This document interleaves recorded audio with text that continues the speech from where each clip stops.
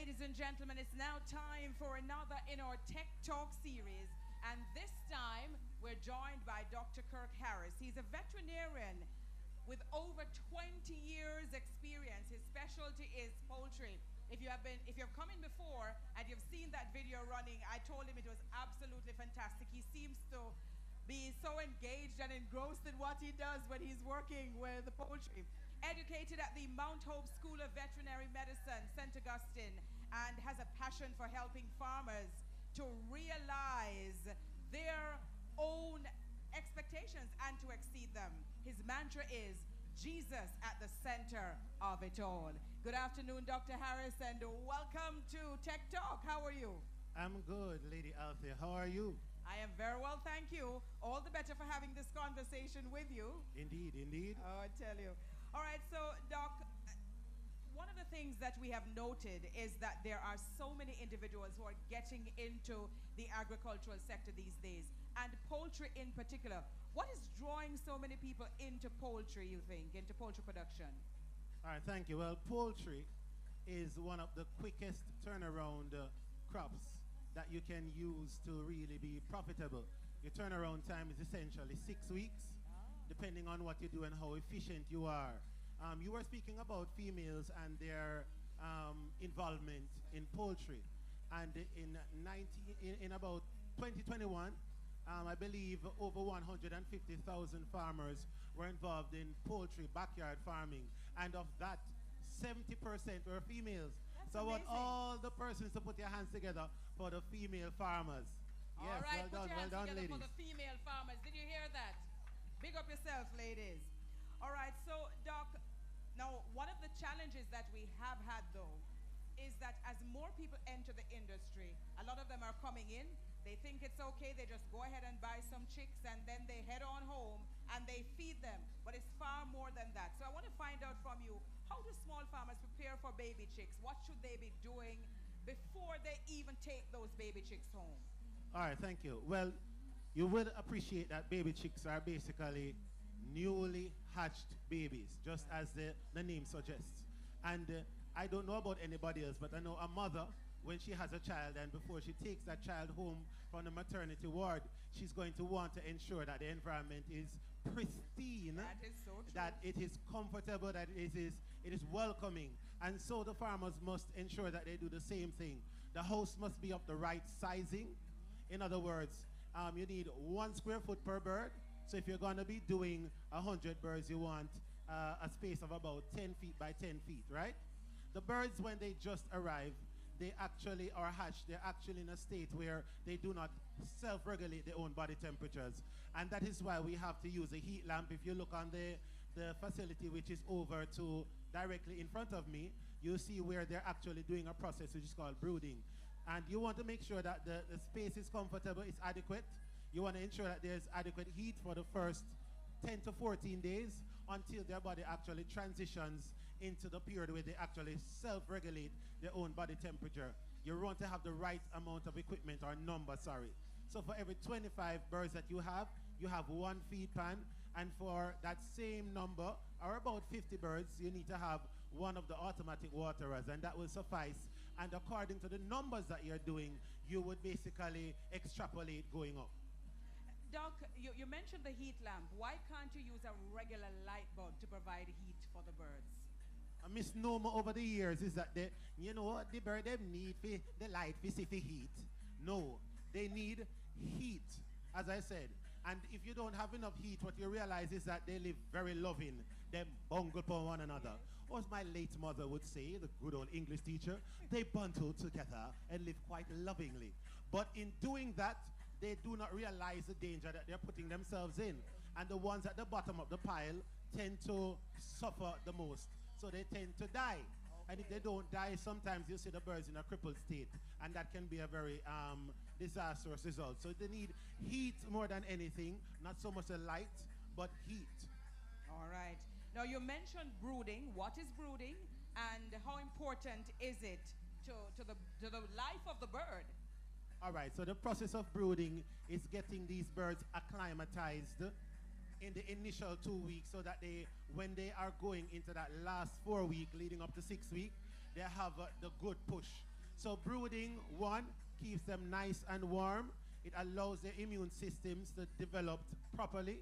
It allows the organs, especially those organs that have to take in feed and to digest and absorb, to be most efficient. And it allows the birds to just really give you a good ending. In other words, I call brooding the start of a race. You know, a 100-meter race? Yes. Usain Bolt could have fast like a rocket. If him buck into, him now win. So for the first 2 weeks, you have to brood the birds properly. If you do not brood properly, then you're going to have hell and powder roast, weeping and gnashing of teeth for the rest of the period. So like people would need ashes and sackcloth to the way you're describing it.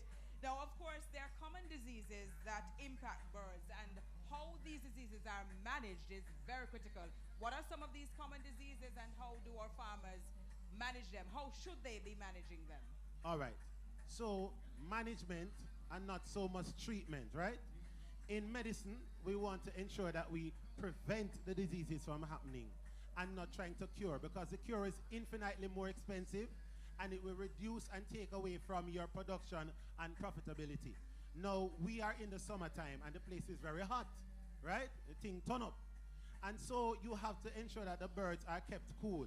So after the first 2 weeks, they don't want heat anymore. They really want to be kept as cool as possible, okay?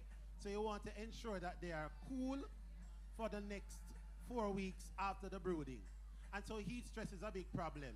So what happens in the winter time, when you have October, November, December, January, February, you can actually fully stock your houses, right? In other words, if your house has a capacity for 100 birds, you can book it. But when the time gets hot, you want to depopulate or reduce the stocking density. So you might place 90 or 80 birds in that space for them to behave properly. Otherwise, the birds can't sweat. They can't turn on a fan. They don't have access to inverter AC units. So they have to basically pant to try to keep cool. And that's why we say management. Good spacing, 4 mesh on all the corners of the house, right? Your house tends to have 4 corners. Yes. Bird, no drink tea. Let's say it together. Bird, no drink tea. Come again. Bird, no drink tea. In other words, if the water is hot, or if you're bound to kill alike, if the water are hot, they are not going to consume it. And they need that water which is cool and clean in order for them to grow efficiently, right? Water is life. The other disease is something called E. coli and also coccidiosis. And these are related to the environmental conditions that the birds are in. So if the litter gets wet, which is a sawdust in the house, then you have bacteria multiplying. And you have a nasty organism called a coccidiosis. And that causes the intestine to basically slough off. And that's when you see pink feces or blood in the feces of the bird. So we want to make sure that the house is kept dry, right? And so you will have good, what you call it now, production at the end. Finally, at about 3.5, 4, 5 weeks, sometimes they hear the birds making a sound and people say, boy, them have cool. No, let me try and reproduce that sound. And people shake their head and say, yes, that's true. So they make a sound like, and you hear them with a bad breathing, right? And that is because you never brooded the birds properly. So the whirlwind comes around and catches you 3.5, 4, 5 weeks because you never brood the bird properly for the first 2 weeks. So you need to get that good start. All right.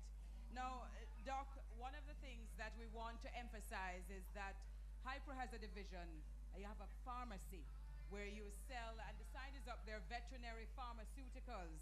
And I know that the farmers are asking what medication or vitamins are commonly used during the process of growing birds. So can you supply us with that information? Because they can get all of that at the pharmacy. Yes, man. They have all that they need in order to facilitate the recovery, just in case there's a problem, and the efficient production of the birds. Now, we want to, and the entire world is moving towards antibiotic-free growth of animals. And what this does is reduces the antibiotic-resistant bacteria that is around. In other words, if you get sick and they're resistant to the antibiotics, then basically, no matter what you take, you're not going to get better. So when we start the birds, we want to start them off with vitamins. The whole process of hatching a bird involves dehydration. And so the first thing you want to do when you go home with your birds is give them clean, cool water with some vitamins. We have Salmonax, which is a part of Hyprovit, or you can get the Salmonax as a singular item. Now what that does is a probiotic that ensures that the intestine works efficiently. It increases or improves the feed conversion ratio of the bird. It also helps to relieve stress in time of heat, and it helps the immune system to perform efficiently, right? So we have other products such as Coxasan and Gravitol, which are garlic-based or natural products. And these deal with coccidiosis as well as varying infective processes. And then now you have your antibiotics on hand, your sulfamide, there's a Neochlor Plus, there's a Nortril, and so on. But really and truly, we want to ensure that as much as is possible, that we don't have to go to the extent of using antibiotics. We try to keep the environment clean, keep the litter dry, and ensure that going forward, we manage the birds properly so that we can have good production again, good profitability, so that when you go to rotate and turn around, you're not really going into your pockets to try to start over. All right. Doc, that is amazing information you've shared. One of the things that jumped out at me just now was how critical it is in as much the same way that we take care of our health, to take care of the health of those animals that we're rearing for human consumption. And I know that there's now this concept of one health, human health, animal health.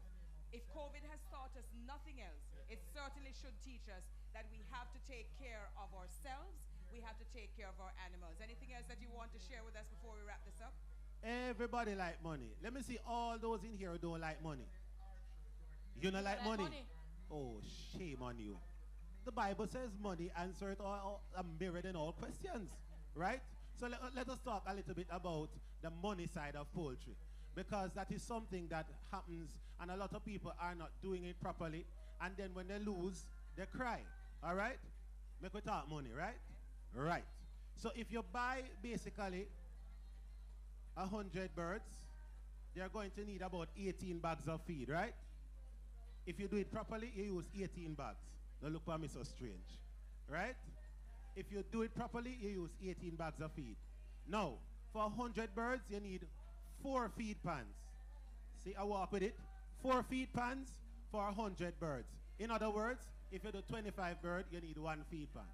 Now, for every 50 bird, you need 1 automatic waterer. It can go as far as 75, but I like staying in the middle.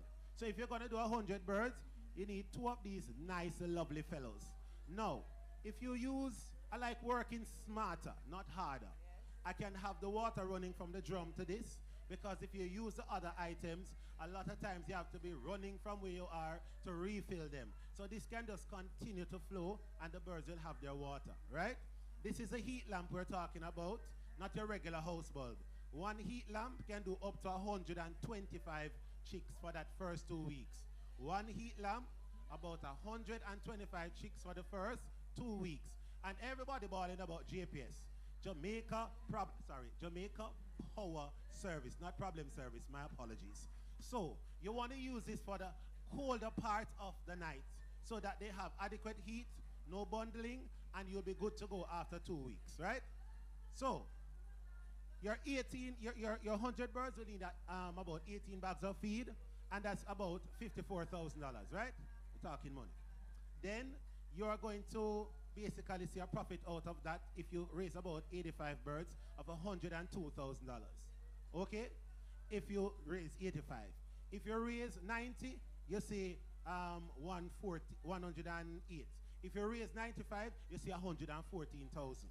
In other words, your profit increases 32,000, 38,000, 44,000, right? And that is after you take out the replacement stock of 15,300 for your 100 birds. Make sense? So you have to get the economics of it. Get your records up. In other words, I don't want to see the people coming around to your farm and they're saying, how many birds you raise? And you say you don't know because you have lost a certain amount, but you don't have any record. Record keeping, clean, keep the place clean, keep the birds nice and warm for the first 2 weeks, cool after, good to go. And remember, always grow with Hypro. All right, thank you so very much, ladies and gentlemen. Put your hands together for Dr. Kirk Harris. very important information he has shared with us. And of course, you can reach out to the members of the Hypro team to get additional information about all of what Doc has spoken of. You can get all of the equipment that he spoke about at the Hypro store in White Mall. And of course, you can find out how it is that you go about purchasing these from the team that is on location here. Thank you, Dr. Harris. Look forward to our next conversation. Thank you for having me. A Doc, pleasure. don't move, Doc. I hope people are listening.